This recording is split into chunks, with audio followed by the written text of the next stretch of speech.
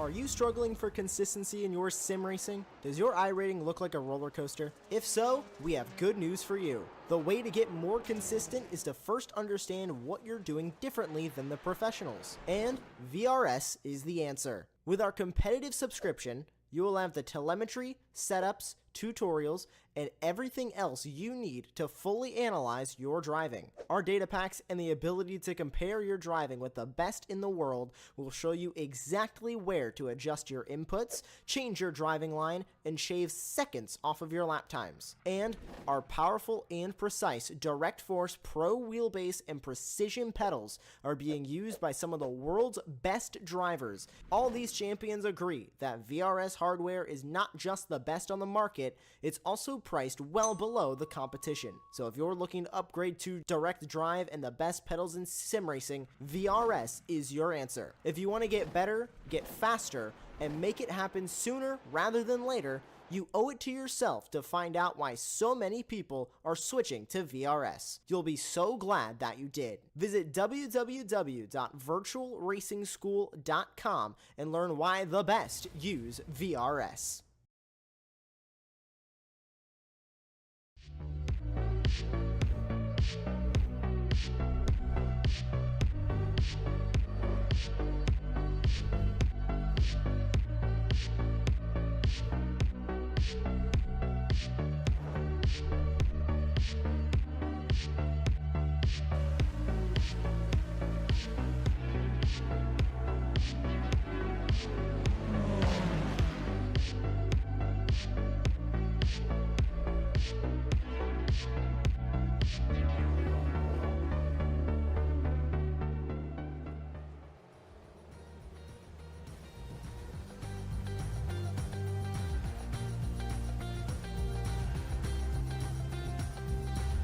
Well, good afternoon everybody and welcome back to Super Sunday here on Apex Racing TV and the Weekend Warriors series, where first up as always we've got the Formula Fords. My name is Ron Mullins, alongside me in the commentary booth is Charles Bichelle, and in the virtual production hall we have our old buddy Joshua Wilkie. Today we're at Canadian Tire Motorsports Park, an incredibly grey Canadian Tire Motorsports Park. Looks more like downtown Shanghai, China than the northern areas of, actually no, not the northern areas, the southern areas of Canada. But we're here at Canadian Tire Motorsports Park, currently rainy here in this qualifying session, but this track is shockingly similar to Brands Hatch that we were running at last time out here for the Formula Ford cars. Lots of twists and turns with not a whole lot of areas for rest and pretty much no runoff area as well. This track scan is also quite old, with some asphalt patchier than my face when I was 14. So Charles, to pass this off to you, I want to ask you what kind of racing we may see today. Will it be a game of strategy, or do you think these drivers are just going to try and keep it on the track here? Yeah, you know, normally I would say just try and keep it on the track. CTMP is like Brands Hatch. It's a bit shorter, so we don't really have a lot of long straightaways. We've got some, it's more technical, I think, in my opinion. As you said, not a lot of room for error. If you get off the track, you're in the grass, and it's a very short run to a wall. You know, with the addition of rain, this is the first time I will be seeing racing in the rain here with any cars, much less the Formula Ford. So it just puts that much more emphasis on the fact that these cars are basically mechanical grip cars. So you're asking just that much more of the tires. So it's going to be one of those races, I think, where we'll see quite a few cars running off the track, having to collect themselves, just to add to the additional low visibility. And already a technical track with the long back straight that will be your really only really good places to pass is probably going down this back straight. So yeah, it's going to be one of those races where it's going to be tiptoes for most of the part of the race, and then as we get to the end, they'll start racing a bit more as they get a little more comfortable in the car. So it should make for some interesting racing. Now, to know how good the race is going to be, because it may be that we just don't have a lot of side by side racing and not a lot of passing, but we'll know in about 50 minutes time. Well, I think the saying to finish first you have to finish is probably going to be a broadcaster's friend here in this race. A 40-minute race we have coming up, and right now we're in this qualifying session where the grid is all kinds of jumbled up. You can see Julian Ditchburn heading his way into turn number 1. I was just about to say that he's currently P2, but he jumps up to P1 ahead of Simon Ball, who we saw absolutely dominate a few weeks ago at Sebring. A nice slide there from Julian Ditchburn as he came out of turn number 1, which is a tricky corner as is, but here in the rain, you can multiply that by about 10 or even 20. But right now we're seeing these drivers itch their way around the track. There's not an easy corner on this entire race circuit. Maybe turns 6 and 7 on the Mario Andretti straightaway, which is by no means straight. However, they still count them as corners. I think that's a little bit egregious there. I think we had this same debate on the Radical official broadcast quite a few seasons ago with myself and Mr. J.R. Gregory on those official Radical broadcasts about how any sort of deviation, if you're on a motorcycle, counts as a turn nowadays. But here in these cars, it's really not the case. But you can see going onto this Mario Andretti straightaway, which is the longest, and as you pointed out there, Charles, a very good point to bring up, is probably going to be the main overtaking opportunity for these drivers here in this race. It's a very long, flat-out blast. Even in the rain, these drivers toughing out the miss, trying to avoid the puddles as best as they can to try and get the most amount of pace out of their race cars. But right now, we have about 6 minutes left to go, and the current qualifying order is all kinds of jumbled up. Do you think this is going to hold between now and the end of the session, Charles? I don't know. I was watching practice, and both guys that we would expect to be up there, Aero Nom and York Monty, were basically swapping fast laps. So I still think there's 5 minutes or so left. I think there's an opportunity for those guys to jump back up to the front. But it's weird because it seems like the rain has given some guys that would normally be battling for just the edge of the podium in their class. And I don't want to give names yet, so because I don't want to commentator curse anybody. But guys that would normally be running, competing for third, fourth, and fifth, actually looking to get class wins because they're just they're much more comfortable running in the rain. So so it doesn't surprise me that Ball's up there. He obviously had some really good pace the last couple of times we've seen him. Ditchburn's had some good runs. Looks like he's very comfortable in the car in the rain. But I wouldn't count out Nom and Monty and some of the other guys to get a nice fast lap in there. They're still, kind of jumping each other, 3 or 4 tenths at a time. So as we see Yang Lin come around, which is a little odd. It's like he was, I don't know if he was maybe caught out by the fact that he had a car in front that was giving him a little extra tow down through there, that section. Coming through, I think that's coming into Moss Corner here. Oh no, I think he just caught the inside, the painted line on the inside of that corner and just caught him out. So that's another thing we'll have to watch out for. That paint when it gets wet, now you've got an ice patch on both sides of the track. So it's another little factor that we'll have to factor into the race today.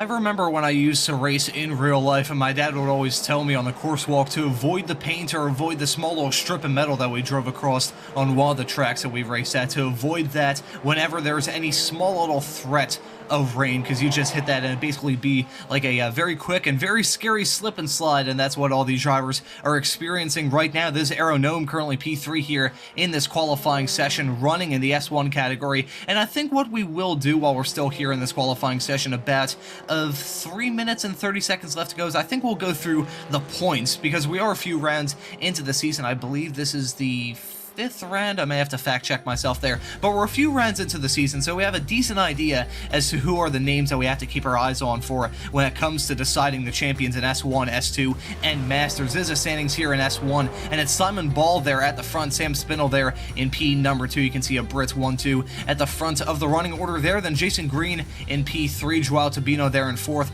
and Michael McConnell running at your top 5 currently in class. Yanchi Lin there in 6th. He is a driver that we can't rule out when it comes to challenging the front runners right now in the S1 category. You can see not a whole lot of points separating all of these drivers, so it's still going to be very tense between now and the end of the season, with the top 8 currently covered by less than 100 points. We'll move on to S2 now, and it's David Foy there at the front, the Canadian. 2 Canadians again at the front of the S2 category. That's currently Ditchburn, who's P2 in the standings, currently P1 of the S2 drivers so far in this qualifying session, but those two separated by barely any air right now. Then you can see Peter True, Paul Stevens, and Adam Barney running at the top 5 in that class. Tim Stano currently P6 in the points he won last time out at Brands Hatch. He'll look to go for the double here, and in the Masters, it's Chris Murakami at the front at not 220, 247 there, 247 points on the board right now. That's Dana Bowes there in P number 2, Brad Cathcart in P3, Antonio Reese in 4th, and Jim Brewster in 5th. And you can see there Jorg Mani all the way down in P8. He had some drama. Well, the Masters category featured all sorts of drama at Brands Hatch with connection issues and drivers running out of gas. So I think Masters is probably going to be the championship story that I'm keeping my eyes on. What about you, Charles? Yeah, I always, well, me being almost Masters age, I always kind of root for those guys to be successful during the races. We see Lynn just, I mean, I'm not really sure exactly what you want to call that. I don't think it was a drift, 'cause I think he was half on the track and half in the grass. But it was a very strange line through that corner. So yeah, I always kind of watch the Masters, but I think right now there's so many drivers that have had some bad luck at the start of the season that we would normally expect to be up top, like a Yangqi Lin you mentioned, Aero Nam also, that are sitting outside the top 5, but are capable of just going on this run and winning 3 or 4 races in a row. So I think everything really still up for grabs. So it wouldn't surprise me as we see Stano go up to P3 overall and first in Spec 2, who's had some really good races as well. So, I mean, I think it's still early enough to where there are guys that are just outside the top 5 that can make a really good run and flip the championship table on its head. I think this round is probably going to see some of the biggest championship flipping we've seen so far. We have some interesting and oddball circuits. I think Canadian Tire, although it is a normal racetrack in every way stretch of the imagination, that is not a saying, I just made it one there, but this track, with the rain and with the slippy conditions that these drivers are dealing with, it is going to be a bit of an oddball, and it's going to be a curveball for plenty of these drivers, even in this qualifying session. With about 10 seconds left to go, it's still Simon Ball at the front at a 132.969, and then you can see Mani there, Jorg Mani in the number 925 car, currently P2 in this qualifying session as a checkered flag has now come out. So all these drivers, this is crunch time for all of them, trying to find a way to cut their way through the field like a hot knife through butter and set themselves up well for the race we have coming up later on this evening. But again, it's still quite mixed up. You've got Masters currently in P number 2, P10, P13, P20, P22, and P23, and then you've got S2 drivers shaking it up with the S1 drivers. I think I heard when rain was really first, well, it wasn't first announced because it was announced many moons ago, but when there was a lot of discussion going on about rain right before this new season of iRacing started, many were saying that we're going to see the racers separate from everyone else. We'll see the true racers rise up to the top, and I think that's what we're seeing here in this session. We're seeing the drivers that are used to running in the rain. Could be the reason why we have a Brit at the front there. He's used to driving in wet conditions in the UK, but I think maybe that's what we're seeing here. Plenty of these drivers used to the rain that are finding their way up at the front. I mean, the rain is incredibly fun here in iRacing, so I'm sure all of these drivers have plenty of experience with it right now, but still, it is good to see these drivers run in these Formula Ford cars at the absolute limit of grip here in the rain. It's always good to see. Yeah, oh, absolutely. Yeah, it's just like I said, it's a new challenge. These guys, we talk about how this is a very I won't say close group, but a very tight group of drivers. They race week in and week out. Lots of SCCA professionals come out and run, not just this one, but the Rennsport unofficial SCCA series on Tuesday nights. Come out here on the weekends and just have a good time.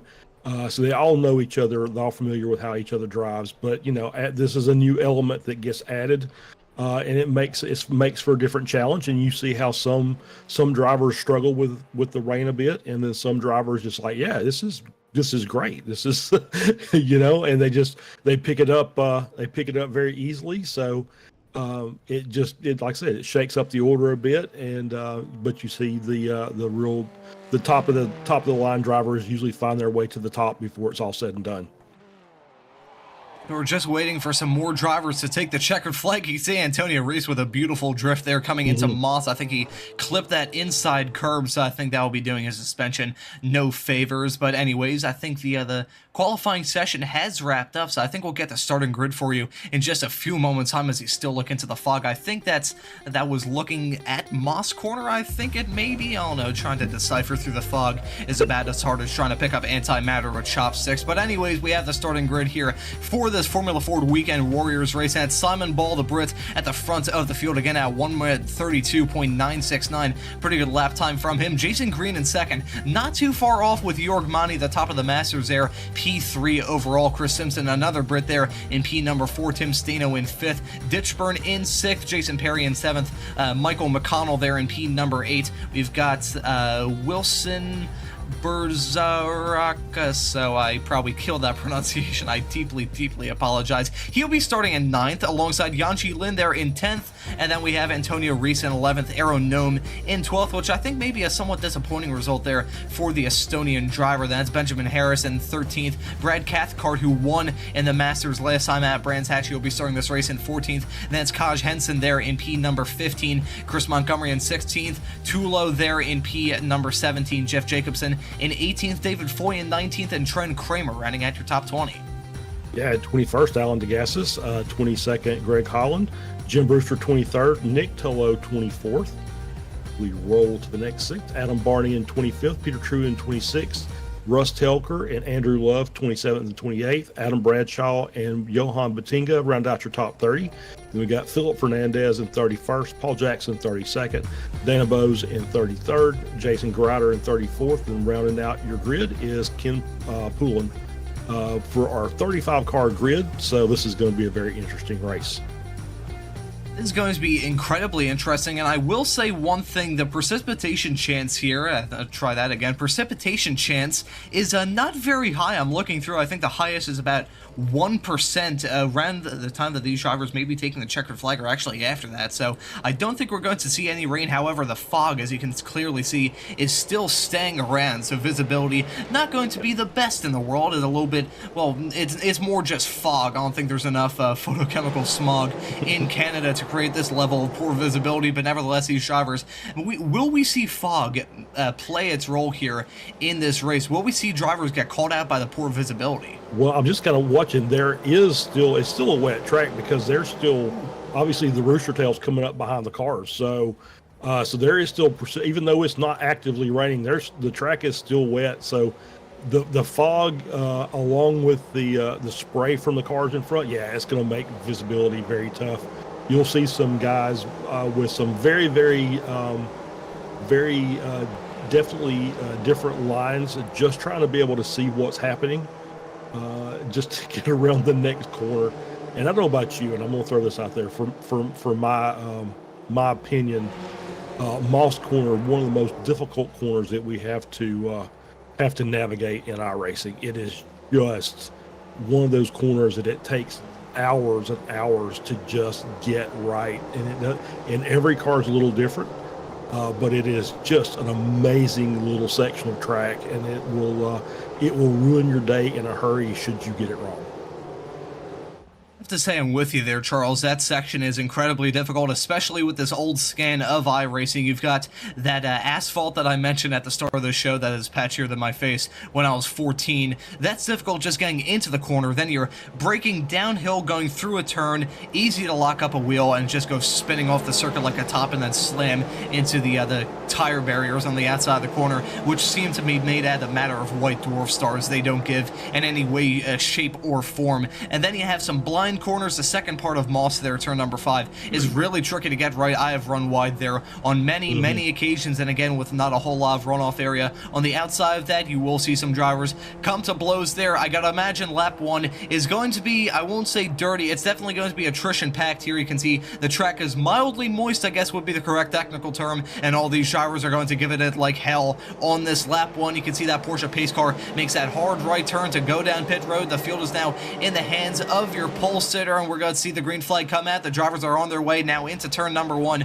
Will we see these drivers go through lap 1 clean? Will they go off the track? We'll just have to wait and see, but it's a pretty good start there from the drivers on the front row. Simon Ball still leads them. Coming through turn number 1, Jason Green in P2, and Jorg Mani there in thirds. We're seeing the rest of the field shuffle their way through turn number 2. This is Clean Corner, which is a pain in the butt to get running. We can see some drivers doing some rally action, dipping 2 wheels off the circuit, and 3 wide action ends in tears. That's Arrow Known spinning like a top going into the barrier. I think he got away with that without any major suspension damage. Be careful here on the rejoin. Okay, I thought he was about to get T-boned. We'd have to do a moment of silence here at the very start of the show, but Arrow Gnome, after that small little hiccup, he's at the back of the field still, but he gets away with that with a surprisingly clean race car, which is quite surprising, but we're still seeing drivers shuffle their way throughout this track, struggling to find grip. 3 wide heading into Moss Corner. Who was that going around the outside with a bold and audacious move coming through turn number 5? But so far, all these drivers getting through lap 1 surprisingly clean up. I say that there's a car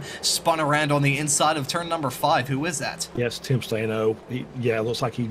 I don't know, that looks like a place where you just kind of caught the inside curb and it just kind of yanked you around, or he came all the way across the track and lost the rear and looped it. So we're going to get a good replay here from Josh as we got Stano coming down into Moss Corner. It looks clean at this point, so a little bit of the touch of the inside curb there. And yep, just a little too much on the loud pedal and spun the car around to the inside. Wisely pulls off the track, waits for the track to clear before he rejoins, so very nicely done for him. I was going to say that issue with Nalm, that was also Antonio Race was involved in that as well. It looked like he got away clean as well, not much damage, but it's just one of those things we'll have to watch during the race. I was just about to note the fact that Antonio Race is currently running a P24, down 13 positions from where he started, so that's a terrible start for the Portuguese driver. And then you can see the likes of Arrow Gnome, P34, down 22 spots from where he started, and Tim Stano, that had to have stung with that spin, because he's down 27 positions from where he started this race, currently running in P30, actually moved up to P30 now, so down only 25 positions, I say only, as we see some more drama here. That's Andrew Love, Adam Barney involved as well. Those are the 2 cars that Stano overtook. So right as I was taking a look at my live timing screen, Yanchi Lin off the track, I saw him dropping back like a rock through our live timing screen. So I think lap 1, where we're expecting some of the drama, hasn't really transpired, but lap 2, I think, is when these drivers are starting to get caught out a little bit. Yeah, I think that now that they've got basically single file, they're saying, all right, am I faster than the guy in front? Let me see if I can get around them. It's just not working out for everybody. As you can see, just see the spray coming off the back of the car. You can't even see that car back there to tell who it is. So that driver is basically looking at a wall of water as he's trying to make his way around the track.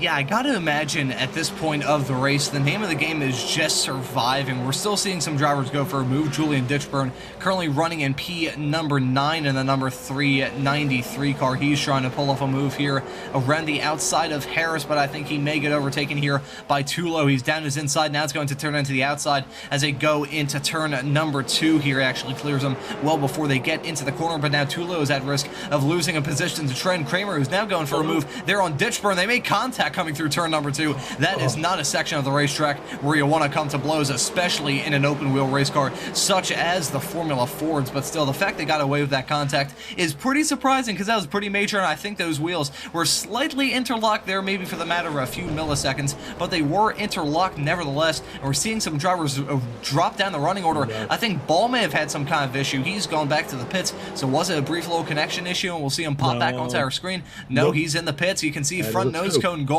Simon Ball, the leader of this race, has crashed out of it. We may have to take a look at a replay to see what in the heck happens here. At 1 point leader, now running in 31st. Yeah, so I think they were coming down turn 4, getting ready to go into Moss Corner, and I'm just going to guess he maybe just got it wrong. Yeah, just too hot. Lost the rear of the car. Tried to check it up and just nose cone first into the tire barrier, and that's race done. Also, just a quick note, Antonio Races also went to the pits, and I think he's called it a day as well. So that's another one of those highly ranked Masters drivers out of the race. Looks like Balls, I don't know, he's still on the toe, so we'll see if he comes back out just to see if he can salvage a few positions since he is one of those front runners in the championship for the time being, as we see Jason Green and Jorg Monty up at the front of the field. That is a big kerfuffle here in this race. The fact that Simon Ball, who absolutely dominated a few weeks ago at Sebring, the fact he's out of it, I think the door is completely wide open as to who may take the checkered flag here. It's currently Green in the lead in the number 160 car. He's leading them heading into Moss Corner. Hopefully he doesn't make the same mistake as Simon Ball did a few laps ago. He gets through clean there. And you can see Jorg Monty there about a car length or two back of Jason Green, currently leading this race. Could we see a master driver actually take the checkered flag overall? That would be incredibly impressive there for Jorg Monty, a driver who's looking for some kind of redemption after being involved in an incident during that Brands Hatch race, which was unfortunate for sure, and it took him out of that race. He's currently on the back foot when it comes to that Masters Championship. If he holds on to that P2 or even takes P1 and overtakes Jason Green between now and the end of this race, that would be a fantastic result for the Swiss driver. We may see it a little bit earlier than expected. Jason Green ran incredibly wide there, coming through the second to last corner, heading into turn number 9, coming around the final corner now, and you can see they're covered by barely any air, about a quarter of a second separating Green and Monty as things stand at the moment. And you can see there's Simpson in the number 8 car not too far back as well. He's only a second back of Jason Green as things stand at the moment, so I think this 2-car fight may turn into a 3-car pack here in the not too distant future. Ooh, as we can see Jason Green out going for a spin, and I think there might have been a little bit of contact, netcode contact for sure, with Jorg Monty. It looked like those two hit, but it looked like there's about 5 feet of air separating them, but it's given Simpson the lead. Monty has remained in P2, and I think it is unbelievable that neither of those cars have damage. I think that netcode contact between Monty and Green as they went through turn number 2 may have been the reason why Green didn't go spinning off like a top and hit that barrier. We're going to take a look at a replay to see what in the heck happened here for Jason Green. This was a big moment right as I stopped, right as I closed my trap. You can see Jason Green. I think he may have clipped a wheel in the grass there, and you can see, oh my god, that we couldn't really see if there was any contact there between himself and Monty. I think it had to have been netcode contact, because it looked bizarre the way that Jason Green's car just suddenly, it just stopped spinning. And then we're going to take a look at another replay, this time outboard. You can see Green going for the spin there, and I think, yeah, I think there was a little bit of netcode contact. Lucky for the both of them that netcode contact didn't give them any sort of front suspension damage, because that would be a game changer in this race. That was a game changer as is, as it allowed Jorg Monty to take the lead of the race. Simpson in P2 and Green in P3. Man, right as I was talking about how we may see Monty take the checkered flag, the top of both the Masters and overall, we just saw that massive moment for Green. Yeah, absolutely. I kind of agree with you that it looked like he caught the painted line on the outside, kind of lost the rear of the car, and I think the little netcode contact actually helped him get the car righted. As we see Monty making the pass back on Simpson, because he had to check up, so he couldn't capitalize on Green's mistake. Allowed Simpson to get by, but Monty said, no, that's my spot, so I'm going to take that. And Monty has actually won the overall before, and it just happened to be on a weekend that I was not broadcasting. So I've been looking forward to seeing one of these Masters guys get an overall win, and he's been close many, many times.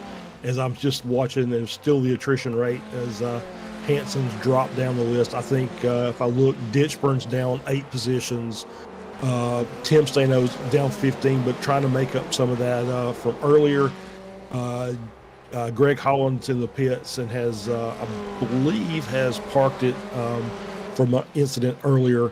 So still just drivers are doing the best they can. As with now I see Cash Hansen has also towed as well. So the field keeps getting smaller.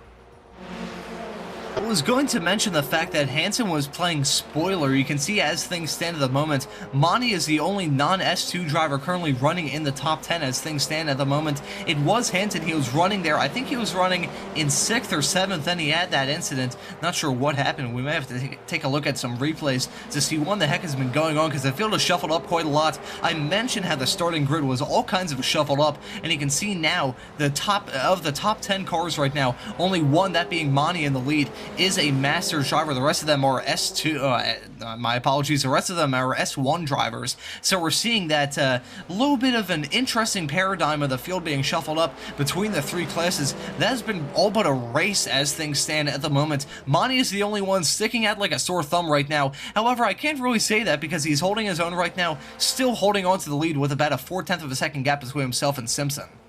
Yeah, Monty. I mean, the fact that he's in P1 is not really. Oh, and he's deep there in Moss. We get the replay there with Yang Lin coming down the back straight. A battle there with the. Right on the outside. That is tight. bold stuff. Yep, absolutely. Yep, good pass.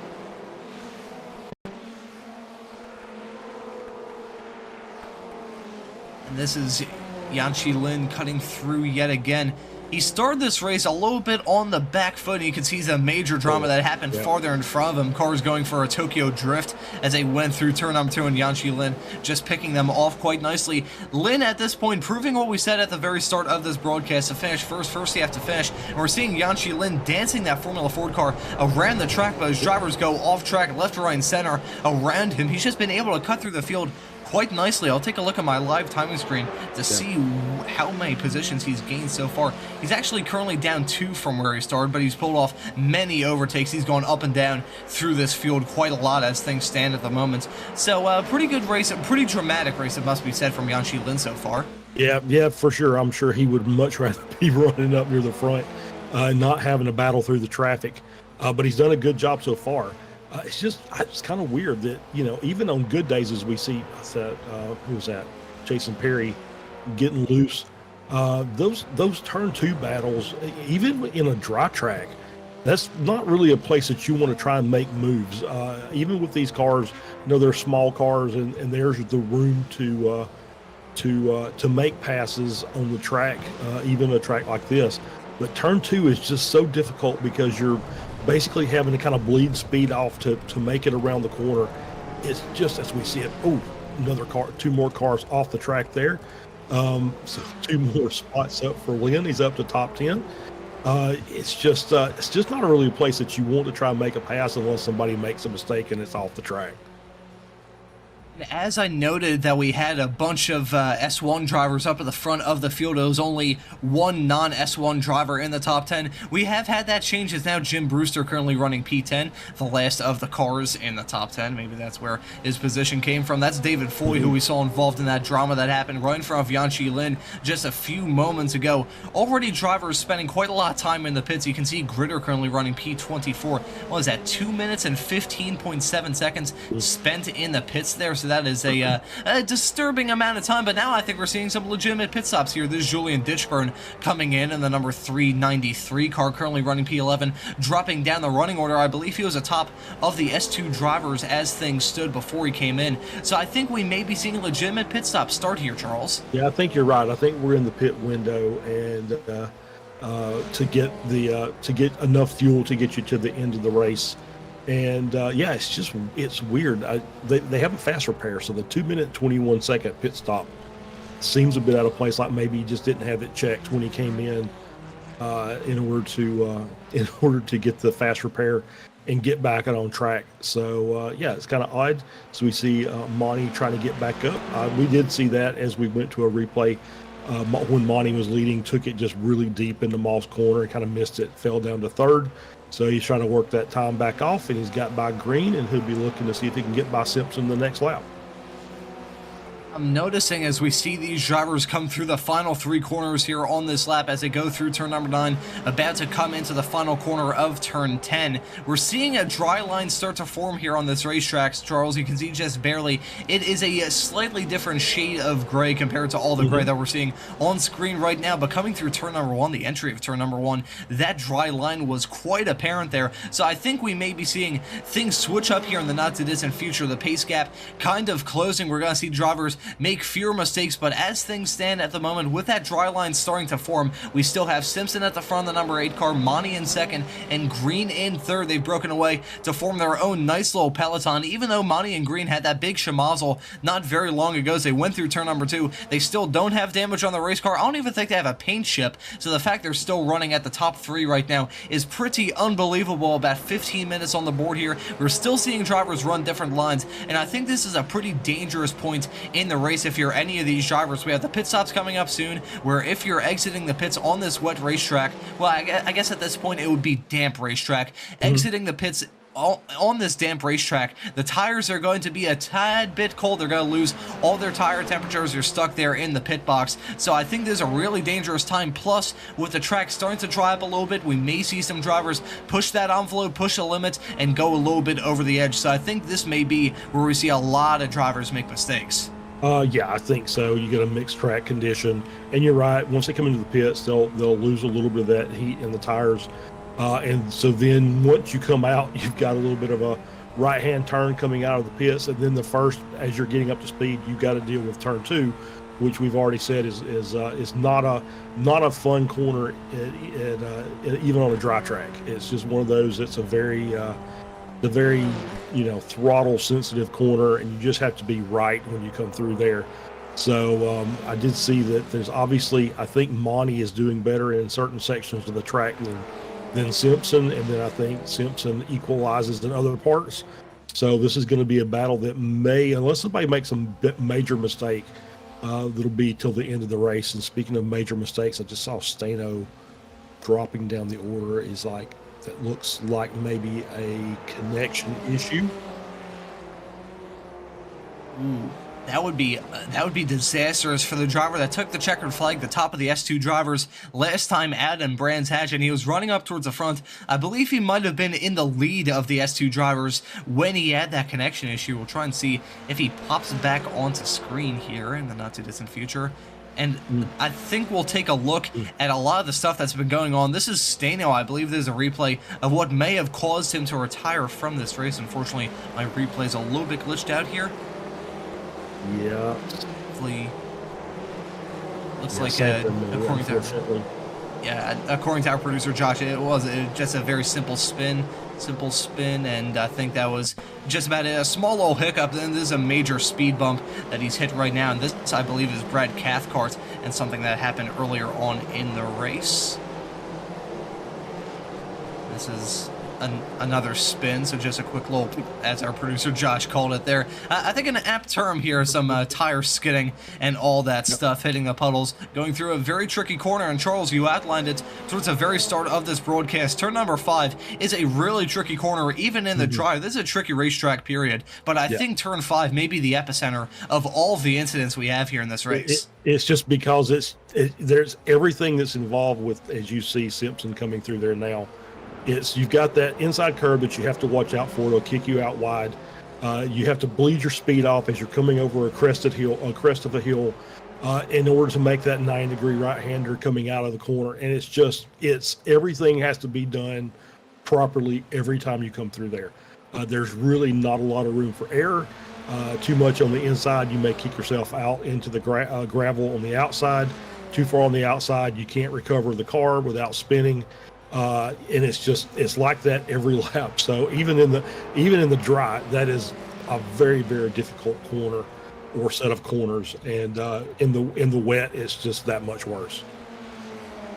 What we're seeing right now is this track is continuing to dry. That dry line going down the start-finish straightaway, which was very faint not long ago, it's becoming much more apparent coming through turn number 1, which was the most apparent. Yeah, you can see the track is definitely lighting up as they go through turn number 1. This is a battle that we haven't kept eyes on here. This is Montgomery and True battling for the lead in the S2 category, going down the back straightaway, and Montgomery gets the move done there. Fairly unchallenged, it must be said, there from the driver of the 313 car to move at the front. Currently P12. Overall P1 of the S2 drivers right now, and I think that was a car going off farther up the road. I believe that was Tulo that went for a spin. Ooh, you can see who was that actually just went off the track. Not really sure who that was, but yeah, the mystery car. We were watching it and hearing the tires of that car going off the track, whoever it was. I do see Tulo now is looks like Nick Tulo is out at P25. And now we see Harris in the pits, and that is a tow. So Benjamin Harris had an incident on track somewhere. Maybe we can get Josh to get us a replay of that. As we're still I think that was ditch burn. I think that was Ditchburn, the one that was spinning, well, actually stopped on the outside of turn number 8. I was getting really worried. I think considering all the fog and all the poor visibility here, I was thinking that Canadian Tire Motorsports Park or Mosport, whatever you want to call it, had turned into Silent Hill, and we're going to see some ghosts walking around there. That was not ideal. However, I think that was Ditchburn there who went for the spin. He was a little bit farther back of Barney there, but as I pointed out not very long ago, drivers getting called out by these changing conditions. I'll take a look at my live timing screen to see how exactly these drivers have picked up the pace here a little bit. Yeah, so the lap times are definitely coming down. So we're running about a, start of the race, we're in the 130s and 131s. And now last lap, Chris Simpson just set a 128.7. So the lap times are definitely coming down. And now Monty's dropped down. Apparently he's had a little hiccup somewhere, but he ran a 128.5 on the lap previous. But it looks like he's had a little issue somewhere and lost a few seconds to Simpson and Green. Yeah, I'm taking a look. Monty, in the span of the past like 4-ish laps, has cut about 2 seconds off of his average lap time here. So Jorg Monty is definitely, well, all these drivers, you could say, are cutting their way through these tires. Thankfully, we won't have to deal with certain tires and certain compounds being used. However, all of these drivers are enjoying that. They're enjoying the more grip that they're feeling. They're enjoying this track drying out, and I think that may be what we're seeing here. I think we had a replay there of an off for Monty in the not-too-distant future. I think we're taking a look at another replay here. This is heading through turn number 3 here. Yep. That's turn number 3, and Jorg Monty, yeah, quick little spin there, nothing major. Yep. He rejoins the track. Yeah, it just cost him a little bit of time, so obviously dropped down to P4. But yeah, obviously his lap times are really good. I was looking down the list here, and Yangshi Lin is still continuing his charge to the front. He's now into P6, and he's running a couple of tenths faster than the leaders. So obviously now that he's got him some clean air, he's going to have a nice gap up to Kramer in 5th. So he's got a little bit of work to do, but yeah, he's still running really, really fast laps. You see him coming down here through turn 2. Whoop, yep. Nice little recovery, nice little avoidance there with the car centered in the track. And his last lap was a 1:28.25, fastest lap of the race overall. We're taking a look at another replay here of Yangshi Lin cutting his way through the field. I'm not sure who that was that he just overtook heading into turn number 3. However, it was a fairly textbook stuff there from him, and we're still seeing drivers start to battle here. This is Monty, who's currently running in P3 and has dropped back like a rock. He's now trying to battle and hold off on that final podium position from McConnell, but I think things are definitely going to change here with this fight. We may see some of these drivers start to come into the pits as we're going to take a look at another replay. I feel bad for our producer Josh, who's had to look at about 14,000 different things at once, and this is Monty getting the move done actually to move into that final podium position. This is there himself and McConnell going side by side, going down the Mario Andretti straightaway, and I think just cleared him well before they even thought about heading into the third to last corner there. So Jorg Monty, I wonder, will he be able to catch up to Simpson? As there's a big Shamazel farther up at the front. Yangshi Lin, I think, has dropped out of this race. You can see the out symbol right next to him. So Yangshi Lin, who had the fastest lap of the race, I believe he still does, has run into some sort of issue. We have to take a look at like 1,000 replays to see all the chaos that's been going on here. Jason Green, who at one point had a 3-second lead, may have been caught out by that drama that happened in front of the other leaders, as his gap between himself and Monty has dipped down to less than a second here. So Jason Green falling again at risk here, so we'll see Jorg Monty possibly try and reel him in, slowly close these two up, and you can see now Simpson currently running in P number 4 in that number 8 car. He is close to the back of McConnell, and you can see Kramer there in P number 5 close to them as well. So it was a 3-car fight for the longest time. Now I think it's turned into a 5-car pack. A little bit of a separation between McConnell and Simpson, it must be said. However, this is very close as the pit stops come. Yeah, this battle is the lead pack kind of turned itself on its ear there. Is Green and it looked like Green and Simpson, I don't think they got together, but I think there was something that happened that caused them to lose time. I did see Simpson off the track and that gave Monty a chance, Green a chance to take the lead, Monty a chance to jump up into P2. And, hats off to Trenton Kramer for just amazing drive today. He's up 15 positions, running in 5th place, along with, let's see, we got, he's up 15, Jim Brewster's up 15. I expected, that was one of the names I didn't want to jinx as we're watching the replays here. Oh, that was a big one there as we were riding on board with Trenton Kramer. He got a front seat view to that, I think a front row seat. There we go. That was what he saw. And this race really has been turned on its head. There's been so many twists and turns so far. And I mentioned very early on into this race how the top 10, 9 of them were S1 drivers. As things stand at the moment, there's only, doing the math in my head, there's only 5 drivers running in the S1 category that are running in the top 10 as things stand at the moment. So I think this race being turned on its head. We're seeing the Masters running quite nicely. Monty currently running P2 overall, top of the Masters as things stand at the moment. Trenton Kramer in P4 battling here with Simpson as they go through the final few corners here. Simpson may try and sneak a wheel down the inside. No, he goes into the pits here. So we're seeing Simpson, who at one point was running in a podium position, now dropping down to P5. He is one of the first of the front runners to take that dive and go into the pits here. So I gotta imagine we're gonna see the top 10 come in the not too distant future as well. Simpson is currently the only car of the top 11 to come into the pits. You can see Montgomery, DeGassis, Bose, Cathcart, Brewster, Tulo, Kramer, McConnell, Monty, and your leader Green. They have not come into the pits just yet, so I gotta imagine between, well, they have to come in between now and the checkered flag, but I think maybe within the next 4 minutes is when we're going to see those drivers come in with about 10 minutes left on the board. Then you're going to have a clean shot between that and the checkered flag.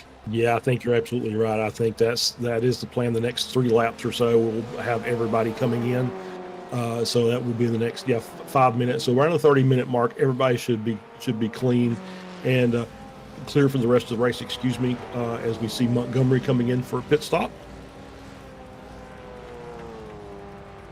And right as we were mentioning how the drivers at the front were trying to come in, Montgomery, who I think was running at the front of the S2. He's still running well, currently P3 in the S2 category as things stand at the moment with about 13 minutes left on the board. This is our attention here. Jason Green, who's led this race sporadically. Will he come into the pits? Will we see Monty come in as well? No, they both stay out. Will McConnell come in? Will Kramer come in? Kramer comes in. So Kramer, who's running in P4, is now one of the first of the drivers in the top 5 to come in there. So he follows Simpson, who came in last lap. He comes in to cover it off in the number 20 car, and I gotta imagine at this stage we may see split strategies because we saw some drivers coming in as early as a 12-minute mark. Now with about 12 minutes left to go here, we're seeing the bulk of the field come in. You can see many drivers, even the likes of Harris there, who's currently running P17. Ooh, Trent Kramer, what in the heck happened there? He had to back up. He pulled away and then backed up there. So what happened to Trent Kramer?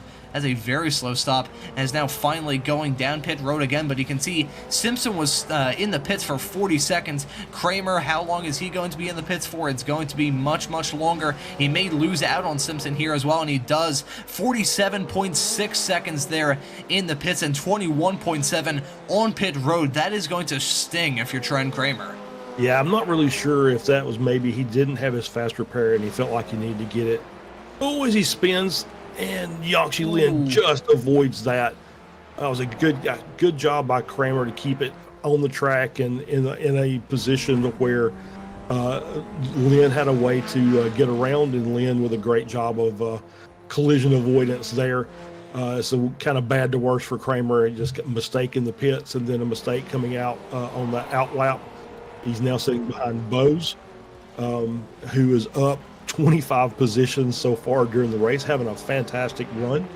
I think I will say this, I think the early pit stop for Ditchburn has worked out in his favor. Is that, yeah, that's Simpson's slow. I think he's made a mistake in the Moss corner as well. I think I heard him spinning like a top as he went through turn number 5. We may have to take a look at a replay to see exactly how he spun. Again, it is a very tricky corner heading through turn number 5. Again, even in the dry, it's tricky. In the wet, you can multiply that by about 20 or even 30. But this is Chris Simpson here heading into turn 5, heading into Moss corner, overcooks it a little bit midway through the corner and just loses it. And parks it there close to the racing line. Thankfully, he held his brakes properly and rejoins the track without incident. However, Chris Simpson, who had been given a blessing, it must be said, with how slow of a stop trend Kramer had, most of that 7.6 second gap that he had closed in with that pit stop just diminished there with that spin. Yeah, absolutely. That's obviously put him on the back foot. Now he's got Kramer in front. Now, as Kramer gets so just enough there, he kept it off the wall. So, hey, thanks to the iRacing, the new iRacing grass. So, managed to keep it off the wall. And yeah, that's what we talked about with Moss. It's just one of those, it's always, it's every lap. You have to be there every lap. Otherwise, you know, and same way with turn 2, just carried too much speed through, got in that outside groove, started losing the rear of the car. Manages to collect it, but then all that time he had been given has gone away. So now he's down to P9. He's behind Bose running, and I was going to say I think Ditchburn has benefited from that early pit stop. He's now back in the lead of the Spec 2 class. Speaking of pit stops, I think we've seen some other drivers come in. Green has pulled into the pits. He was running in that front 3 pack, and now he's currently running P4, 32 seconds back of your current leader, York. Monty has a 2-second gap between himself and McConnell there, so Monty has really kicked on the afterjets and has pulled away from the rest of the drivers here. I gotta imagine we'll see him come in at the end of this lap. Maybe he may stretch it just a little bit more. We only have 9 minutes left on the board here, so not a whole lot of time left to work with. We saw at Sebring a few weeks ago when that race was very chaotic in the rain. Drivers were waiting until the final lap of the race to actually come in because they just didn't need the fuel. So I think here in this race we may see a repeat of that. Maybe we'll see the likes of Tulo, who we haven't seen come in, currently running P3. We may see him try and go for an off-the-wall strategy and come into the pits in the dying stages of this race. I gotta imagine, would it work though? That's the main thing, because Sebring, you're running down a decent amount of pits before you actually take that checkered flag, take that start-finish line. But here at Canadian Tire, I think it's a little bit different, as Jorg Monty has now come in along with McConnell. So the front 2 of this race, as things stand by at the moment, have now come into the pits with about 8 minutes left to go here on the board. Monty is going to hope that he doesn't overshoot his box and has a clean stop. Otherwise, he will be in a world of hurt. We'll see how he exits out in relationship to Green. Green was only stopped in his box for 11.8 seconds. That is a blisteringly quick stop there, unlike Lynn, who was only stopped in there for 1.9. I think he just took a splash of fuel and some tires. Monty stopped in there for 13.0, and McConnell at 11.1. That was a blisteringly quick stop there from the driver of the number 62 car, but Monty exits the pits with the lead, and Green, I think, may have crashed out of the race. I can see the out symbol next to him on the left-hand side of your screen with these SDK graphics. So I think Green, in a push, in a panic, trying to grab the lead of this race with about 8 minutes left to go, may have crashed out of a surefire P3. That would sting for Jason Green. Yeah, absolutely. That's gotta hurt. Is you've got came in, set a really good pit stop, going to be battling for overall podium, potentially a win. You know, just with the way the track has been dealing with these drivers today. You just don't know, and yeah, it was just bad luck on Green's part. So I'm sure that if we can get a replay, we'll absolutely do that. As we see, you know, now we've got a nice battle at the back end of the top 10 with Cathcart, Brewster, and Montgomery that are out there. Looks like Brad Cathcart and Jim Brewster are within a second of each other, so that's going to be a battle for P2 in the Masters class. So we'll keep an eye on that as well. And so now it's Monty and McConnell up front. Toho has pitted as well, and he is about almost 18 seconds back. Simpson in P4 and Kramer in P5, and that's still a battle there between those two cars within 1 second of each other. As you see on the screen, Josh would make the change with Simpson being trailed by Kramer there, coming into the final couple of corners before the end of the lap. This is this is insane. I think we weren't really, well, I mean, we were expecting some drama and some attrition to come out of this race. We weren't expecting only 14 cars to be on the lead lap as things stand at the moment. That number may go down as Fernandez is not very far away from getting lapped himself, but this is Jason Green. I think this may have been what happened earlier on in the race because I can see Jörg Mani right behind him here, so I think maybe these two actually know there's Jason Green going off, and you can see him go into the tire barriers there. So did he get a little bit of suspension damage from that incident? There's definitely something else that happened to him that was pretty catastrophic because he was going down, I think, the start-finish straightaway when that happened. But Jason Green, it looked like he had a fairly smooth race. I mean, he had that incident with Mani as they went through turn 2 and had that incident going through Moss that we just saw. Oh, we can see there a big spin from Simpson as he gets overtaken there by Trent Kramer there. Chris Simpson, unfortunate for him, going for another spin. Very similar to what we saw not very long ago. I think it was his first lap out of the pits when he spun like a top coming through turn number 5. But all these drivers, I think, are struggling for grip, and they're praying to God that they can actually take the checkered flag. This, I think, is a replay of sorry about that. And I think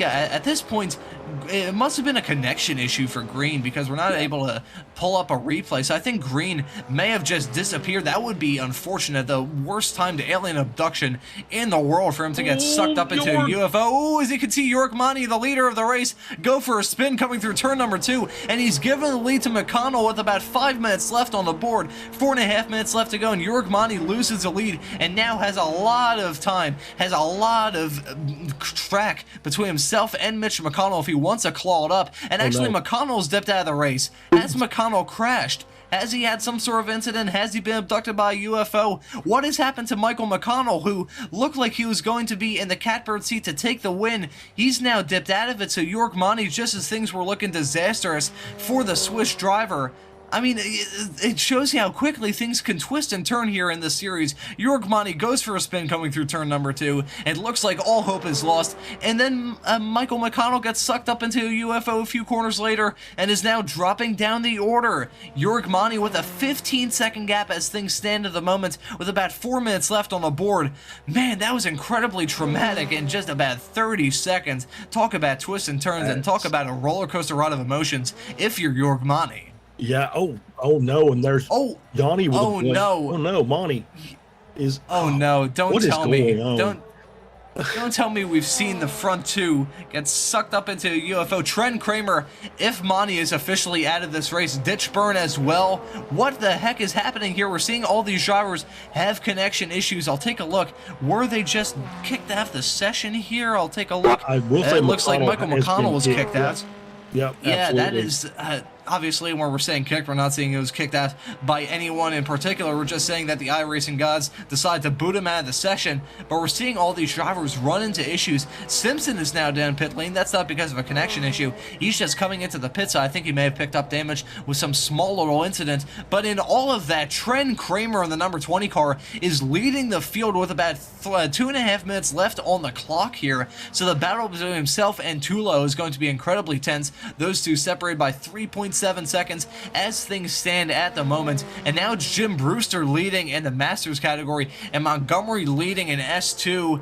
And oh man, iRacing, you gotta give them some credit, the fact that iRacing rarely, if ever, has major connection issues. But if we're seeing the likes of all the drivers that are running at the front, and I think all three classes run into connection issues within the span of about 30 seconds, I can't really work on the math to figure out what the chances of that would be, but it's gotta be like being struck by lightning. It's like 1 in 32 million for that to happen here in this race with about 5 minutes left. Yeah, that's pretty astronomical odds, but yeah. So Ditchburn has been disconnected. Monty's been disconnected. Kramer is up 19 positions to take the lead. Tullo is in P2, 15 positions up. Jacobson 15 positions up in third. Brewster leading the Masters class up 19 positions. Simpson hanging there in the top 5. I think he took a drive-through. I think that's what I saw as we were watching him earlier. So because of all his spins, he hit his incident limit, so he had to come through the pits and take the drive-through. Still is running in P5. Chris Montgomery leading the Spec 2 in P6. It's just bizarre. obviously been involved with iRacing long enough that we've had issues like this where you lose 8 or 10 cars out of the grid just from, what appears to be just a random disconnect, and it's it hurts, especially when you're battling for a championship. You see Montgomery taking the wide line, coming through to get into turn 2. It hurts because these guys are all they were running up front, running for a championship. As we see Brewster with a spin there coming out of 2, got to get that car going again, Jim.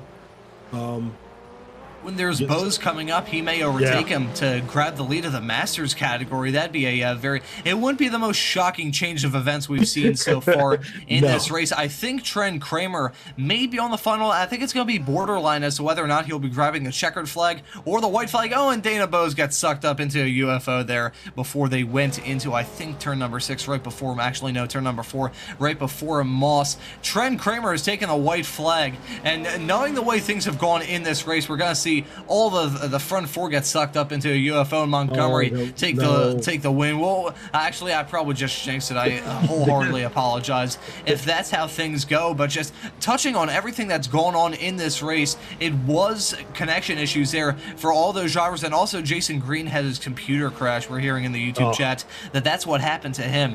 That is a gut punch there. Technical issues in the world of iRacing, technical issues can happen. You should expect it to some regard, but still, that is going to sting. Running a fantastic position. It looked like Jason Green, well, I don't think he was going to be able to take the lead. However, with the connection issues of the 2 cars that were running in front of him at the time, he would have been able to take the net lead of the race. It just wasn't meant to be there for him. But meanwhile, I think it may be destiny, so to speak, for Trent Kramer, who's had a very dramatic race. We are looking at an absolutely absurd graphic a few moments ago of the front 3 drivers that were up 19, 15, and 15 positions respectively. So all of the drivers running in the podium positions are up double digits from where they started this race, and it is absolutely unbelievable. And the driver who's made up the most spots of them all is Trent Kramer, and he's going to hold the position that matters the most, coming through the second to last corner for the final time, coming around the final corner on a surprisingly dry race here, Canadian Tire Motorsports Park, where rain was a factor earlier. Trenton Kramer takes the win here in the Formula Ford Weekend Warriors in dramatic fashion, where connection issues, chaos, and alien abductions was a name of the game. Trent Kramer is the one that ends up taking the win and taking the lead when it mattered the most. Tula there finishes in P2, and we're going to see Jeff Jacobson finish this race in a pretty commanding P3. Then we're going to wait for quite a long ways until Montgomery running in P4. He's heading his way into the final corner now, and Chris Montgomery in the 313 car, he's had a fairly tame race, is running in P4, and he's going to take the checkered flag. The top of the S2 drivers, he wins in that category. Chris Simpson there with a photo finish between himself and a lapped car. There was, I believe that's Wayne Buttermore, if I'm not mistaken, there that he was side by side with as they came across the line. Jim Brewster ends up in P6. He was involved in a nice fight between himself and I believe that was Bose, that it looked like those two were going to be in a nice fight after Brewster spun coming through turn number 2. But then I think we saw Bose get sucked up into a UFO not very long after. And wow, Charles, we're still waiting for some more drivers to take the checkered flag. Yanchi Lin, after the hell on earth that he's going through, he's going to end up with a top 10 result, which shows you how dramatic this race has been. And wow, Charles, I think we had some expectations about this race being dramatic. I don't think we were expecting that. What do you think? No, not at all. I mean, you kind of expected the rain to play a factor in the race, but with everything else, that's just one of the most bizarre races I've ever watched. It's just been crazy and chaotic, and I understand that iRacing is our sim, and I hate even giving them any kind of bad publicity, but there's I've been involved with enough of these connection issues that it's like, okay, it's something. I'm not sure what needs to be done, but something needs to be done. But because it's played a factor in the championship, and so we'll see going forward if it continues on or if it's just a one-off that happened for this race, and we can have some nice clean racing for the rest of the season. feel like if you're Jörg Mani, after the way Brands Hatch went, when you're running up towards the front, I believe he was running in the podium positions at Brands Hatch last week, and then he gets involved in a Schmozzle heading through turn number 1 that takes him out of contention. And then you have it here when you're on your way to a surefire victory after your main race contender dips out with a connection issue. Man, that is... I don't think I've ever seen a series of events so dramatic, with Mani leading the race, then he goes for a spin coming through turn 2, and then Michael McConnell takes the lead, then McConnell gets sucked up into a UFO, and then Mani takes the lead. It looks like he's on his way to a commanding victory, and then he gets sucked up into a UFO too. The aliens are taking these drivers at a very astonishing rate. It is unbelievable what we saw here in this Formula Ford Weekend Warriors race, and I think we'll take a look at some very mixed up results. Qualifying was mixed up as is, and the race itself was equally mixed up as well. And man, I think I'm going to use the entire break that we have between now and the Spec Racer Ford race to try and decompress after that very dramatic race. It was Trent Kramer taking the win after everything was all said and done for. He finishes 8.9 seconds ahead of Thortula there in P number 2. Then Jeff Jacobson in 3rd, Chris Montgomery, the top of the S2 drivers there in P number 4. Chris Simpson there with a very dramatic race himself. He finishes this race in 5th. That's Jim Brewster, the top of the Masters drivers. He finishes this race in 6th. Peter True in 7th. Philip Fernandez, who I don't think we talked about at all throughout that broadcast, he finishes in P8. Benjamin Harris, another driver with a very quiet evening, he finishes in 9th. And Jan Lin, who did not have a quiet race, he finishes in P number 10. Then Jason Perry there in P11. David Foy in 12th. Brad Cathcart in 13th. Adam Barney there in P14. Then Alan DeGassis, running at your top 15.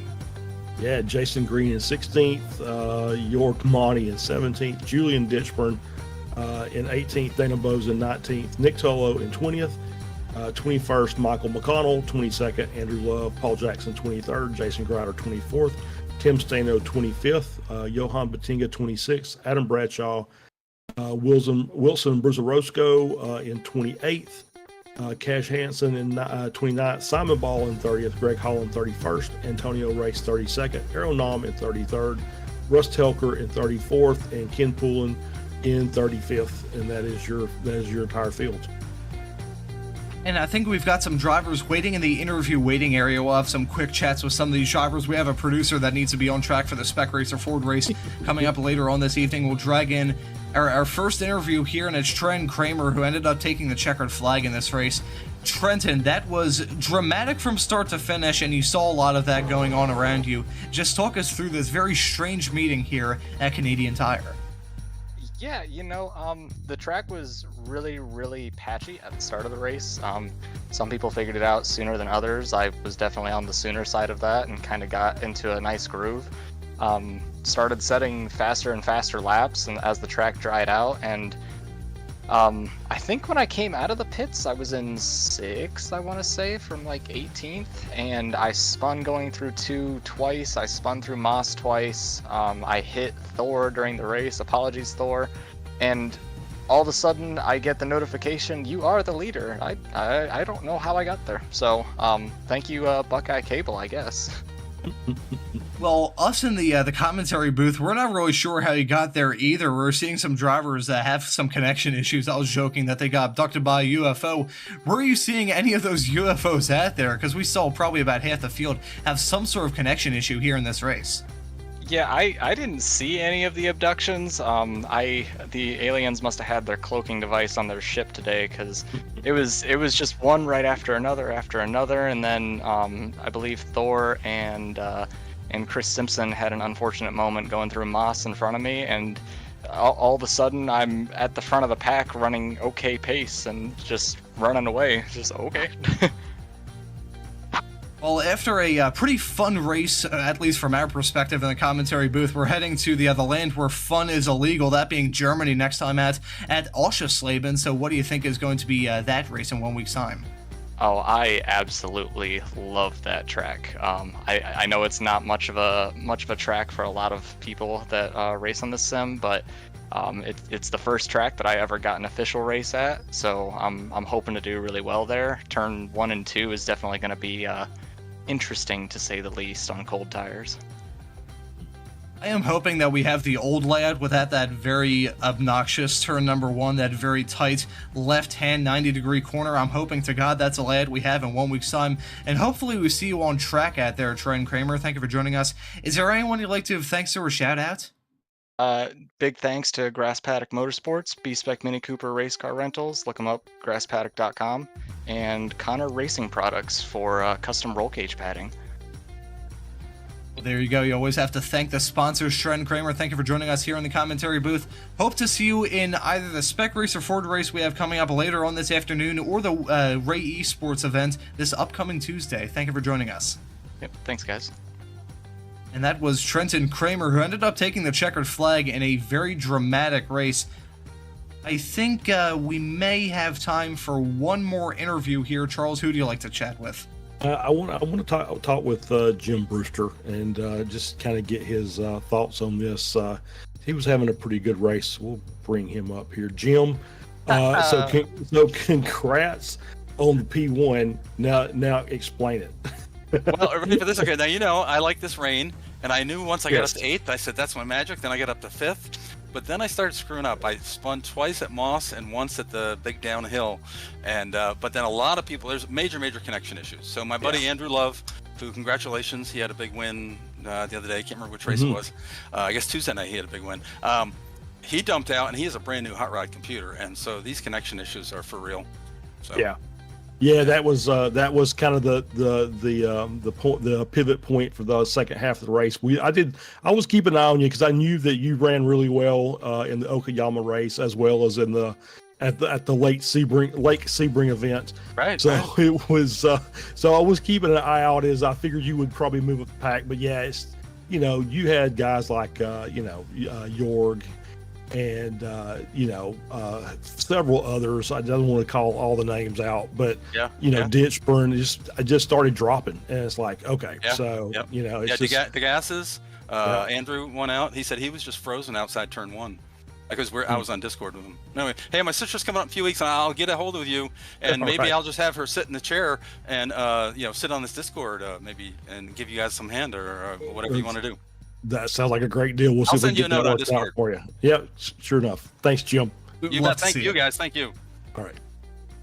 And that was Jim Brewster. Maybe his sister may be taking my job here in the not too distant future, but still, always nice to have a chat with him. Always nice to have a chat with our drivers after this race. And I'll tell you, that was a very dramatic meeting here for the Formula Ford Weekend Warriors. I think that may be the strangest race we've had so far this season. I doubt very highly it will be top between now and the end of things, but it's certainly not the end of things here today. Coming up later on this afternoon, we have the Spec Racer Ford Weekend Warriors, where our producer Josh may be a part of that. I know he was talking about a possible knee pain, so we may not see him on track there. If we do, keep an eye out for him. Hopefully he has a cleaner race than he's had so far this season. But I think for this broadcast, this very strange broadcast here from the Formula Ford Weekend Warriors, I think that'll just about do it. So for myself, Ron Mullins, Charles Michelle joining me in the commentary booth, and Josh Wilkie working all the cameras in the virtual production hall, I say thank you all so very much for watching. Watch out for those UFOs. You don't want to be abducted like any of these drivers that we saw here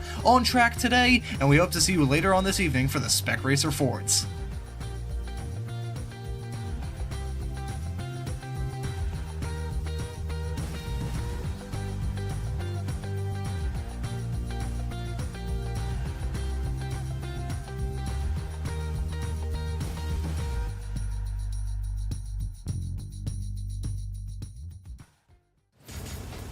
Are you struggling for consistency in your sim racing? Does your iRating look like a roller coaster? If so, we have good news for you. The way to get more consistent is to first understand what you're doing differently than the professionals. And VRS is the answer. With our competitive subscription, you will have the telemetry, setups, tutorials, and everything else you need to fully analyze your driving. Our data packs and the ability to compare your driving with the best in the world will show you exactly where to adjust your inputs, change your driving line, and shave seconds off of your lap times. And our powerful and precise Direct Force Pro wheelbase and precision pedals are being used by some of the world's best drivers. All these champions agree that VRS hardware is not just the best on the market, it, it's also priced well below the competition. So if you're looking to upgrade to direct drive and the best pedals in sim racing, VRS is your answer. If you want to get better, get faster,